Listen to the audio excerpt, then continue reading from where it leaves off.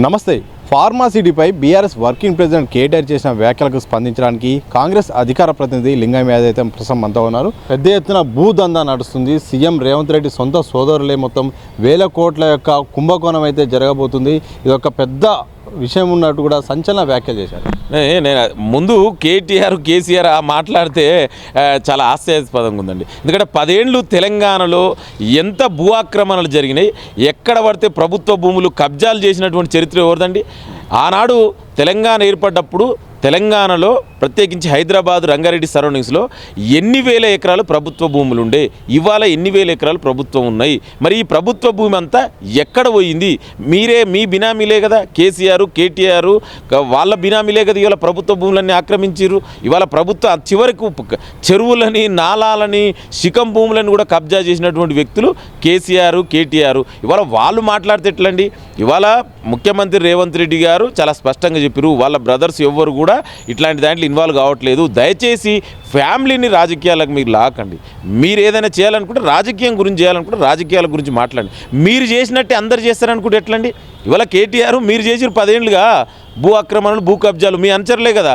ఇవాళ మీరు చేసినట్టు అందరు చేస్తారని. ఇది ప్రజాప్రభుత్వం అండి. ఏదున్నా కూడా ముఖ్యమంత్రి, మంత్రిమండలి అందరూ కలిసే నిర్ణయాలు తీసుకుంటారు. ఇవాళ మేము అందుకే కదా మీరు చేసినటువంటి దుర్మార్గమైన పని వలన ఇవాళ హైదరాబాద్లో ప్రభుత్వ భూములన్నీ కబ్జాలకు గురైనాయి. దాన్ని ఇవాళ హైడ్రా పేరు మీద మళ్ళీ మేము చెరువులని, ప్రభుత్వ భూములని, శిఖం భూములని, నాలాన్ని రక్షించాలని చూస్తున్నాం. పర్యావరణాన్ని కాపాడాలనేది మేము. పర్యావరణాన్ని భక్షించింది మీరు. ఆర్థిక వ్యవస్థతో విధ్వంసం, పర్యావరణ విధ్వంసం చేసింది 10 ఏళ్ళుగా మీరు. ఇవాళ పర్యావరణాన్ని ఇవాళ చూడండి, దేశవ్యాప్తంగా కూడా హైడ్రా తీసుకున్నటువంటి నిర్ణయాల వల్ల, ప్రభుత్వ భూములు రక్షించడం వల్ల, ఇవాళ చెరువులని రక్షించడం వల్ల ఇవాళ దేశవ్యాప్తంగా హైడ్రా లాంటి వ్యవస్థని మా రాష్ట్రాలలో కూడా ఏర్పాటు చేయమని ఇవాళ పక్క రాష్ట్రం ఆంధ్రప్రదేశ్ని మొదలు పెట్టుకుంటే ఉత్తరప్రదేశ్ వరకు ఇవాళ ఆ డిమాండ్లు వస్తున్నాయి. దయచేసి వేగ్గా విష ప్రచారాలు చేయకండి. అందరూ మీ లెక్కనే చేస్తారనుకుంటే అది మంచి పద్ధతిగా. దయచేసి నేను కేటీఆర్ కూడా మీ ద్వారా మళ్ళొకసారి చెప్తున్నా, ఏదైనా ప్రభుత్వానికి ఒక మంచి సలహాలు, సూచనలు ఇవ్వండి. వినడానికి ప్రభుత్వం సిద్ధంగా ఉంది. అంతే తప్ప ఎంతసేపు విష ప్రచారాలు చేయడం మానుకో కేటీఆర్.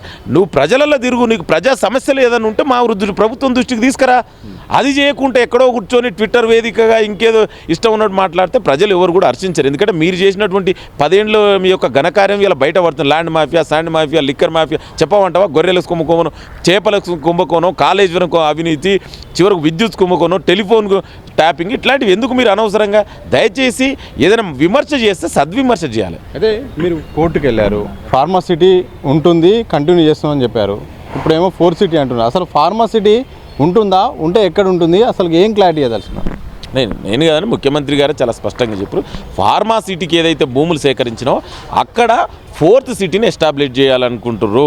అక్కడ ఒక ఫ్యూచర్ సిటీలు ఎస్టాబ్లిష్ చేయాలి. దాని ద్వారా పర్యావరణానికి అనుకూలంగా ఉన్నటువంటి పరిశ్రమలు అక్కడ రాబోతున్నాయి. ఏఐ లాంటి, ఆర్టిఫిషియల్ ఇంటెలిజెన్స్ లాంటివి, అదే స్కిల్ యూనివర్సిటీ లాంటిది అట్లా అక్కడ ఎస్టాబ్లిష్ చేయడం జరుగుతుంది. సో చివరిగా ఒక్కసారి మొత్తం దీనికి ఒక ఫుల్ స్టాప్ ఏంటి అసలు? మొత్తం వరుసగా ఇప్పుడు ఆయన చేసిన ట్వీట్ కానీ దీని యొక్క కుంభకోణం జరుగుతుందని, ఒకవైపు రైతుల భూములు తిరిగి ఇవ్వాలని ఒకవైపు చేస్తున్నారు. మొత్తం ఓవరాల్గా దీనికి ఒక ఫుల్ స్టాప్గా ఏం చెప్పదలుచున్నారు? అదే చెప్తుండే, కేటీఆర్ రైతుల గురించి వీళ్ళ గురించి మాట్లాడితే చాలా హాస్యాస్పదం ఉంది. 10 ఏళ్ళు ఏనాడని రైతుల గురించి మాట్లాడినండి. ఆనాడు ఇదే వీళ్ళే కదా రైతులకు ఆనాడు వద్దంటే కూడా బలవంతంగా భూసేకరణ చేసింది వీళ్ళే. ఇవాళ దయచేసి మీరు రైతులను కన్ఫ్యూజ్ చేయకండి. మీరు చేసిన 10 ఏళ్ళు మీ ప్రభుత్వంలో ఖమ్మంలో రైతులకు బేడీలేసిన చరిత్ర కూడా మీది. రైతుల గురించి మీరు కొత్తగా మాట్లాడొద్దండి దయచేసి. ఇది ప్రజాప్రభుత్వం, రైతు సంక్షేమం, అభివృద్ధి ధ్యేయంగా పనిచేస్తున్న ప్రభుత్వం. రైతులను ఏ విధంగా ఆదుకోవాలో డెఫినెట్ కూడా ఆదుకుంటుంది. ఇవాళ మీరు చూసిన దేశ చరిత్రలోనే కనీవిరిగా రీతిలో ఏగినా కూడా 30,000 కోట్ల రూపాయలు ఇవాళ రుణమాఫీకి ప్రకటించిన చరిత్ర కాంగ్రెస్ ప్రజాప్రభుత్వం ఉంది. మీ 10 ఏళ్ళు ఎన్ని చేసిరో చెప్పమనండి. దయచేసి ఈ ప్రభుత్వం ఏంటంటే చాలా స్పష్టంగా ఉంది.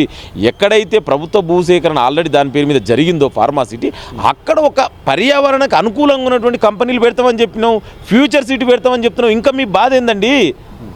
మీరు ఏం కావాలనుకుంటారు అంటే ఎంతసేపు మిమ్మల్ని ప్రజలు మర్చిపోయారు కాబట్టి ఏదో మేము కూడా ఉన్నాం, కేటీఆర్ కూడా బీఆర్ఎస్ పార్టీ కూడా ఉంది అని చెప్పడం కోసం ఏదో పడుతుంది ప్రచారాలు చేస్తారు తప్ప నిజంగా మీ మాటలు కూడా ఇవాళ ప్రజలు ఎవరు కూడా సీరియస్ తీసుకోవట్లేదు. ఎందుకంటే ఈ ప్రజలంతా కూడా కాంగ్రెస్ ప్రభుత్వం వైపున, ముఖ్యమంత్రి రేవంత్ రెడ్డి గారి వైపు ఉన్నారు.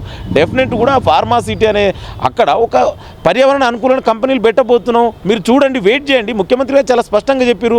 ఇవాళ చూడండి, దేశవ్యాప్తంగా ఇవాళ ప్రపంచవ్యాప్తంగా కూడా హైదరాబాద్ నగరం వైపు ఎందుకు చూస్తున్నారంటే ఆర్టిఫిషియల్ ఇంటెలిజెన్స్కు హైదరాబాదు హబ్గా నిలవబోతుంది. మరి ఆ ఘనత కూడా ఈ ప్రభుత్వందే కదా. ఇట్లాంటి ఒకటి దాన్ని కూడా అక్కడ ఎస్టాబ్లిష్ చేయమని మంత్రి చాలా స్పష్టంగా చెప్పారు. దయచేసి నేను చెప్పేది ఒకటే, కేటీఆర్ గారు మీరు ప్రజలలో తిరగండి, అప్పుడు మాట్లాడండి, అంతే తప్ప వేగ్గా విష ప్రచారాలు చేయకండి. ముఖ్యంగా రైతుల విషయంలో అయితే ఫార్మాసిటీ రైతుల విషయంలో మాత్రం కన్ఫ్యూజ్ చేయొద్దు కేటీఆర్, ఎందుకంటే అవి ఫార్మాసిటీ కోసం తీసుకున్నాయి. ఇప్పుడు 4 సిటీలో భాగంగా అక్కడ పర్యావరణ హితమైన యొక్క కంపెనీలను తీసుకురావడం మాత్రం ప్రభుత్వం ప్రయత్నం చేస్తుంది. ఏదో బురద జల్లడానికి విష ప్రచారం చేయడానికి బీఆర్ఎస్ వర్కింగ్ ప్రెసిడెంట్ కేటీఆర్ అయితే ప్రయత్నం చేస్తున్నారు, కానీ అవన్నీ కావు. మేము ఒక ఉద్దేశంగా స్టార్ట్ చేసాం, దీన్ని సహకరించాల్సిన అవసరం ఉంది. అలాగే ప్రతిపక్షంలో ఉన్నప్పుడు సరైన సలహాలు ఇస్తే మాత్రం ప్రభుత్వం తప్పకుండా వాటిని తీసుకుంటుంది, ఆ రకంగా ముందుకెళ్తుంది. కానీ విష ప్రచారం చేస్తే మాత్రం ఇది సరైన పద్ధతి కాదు.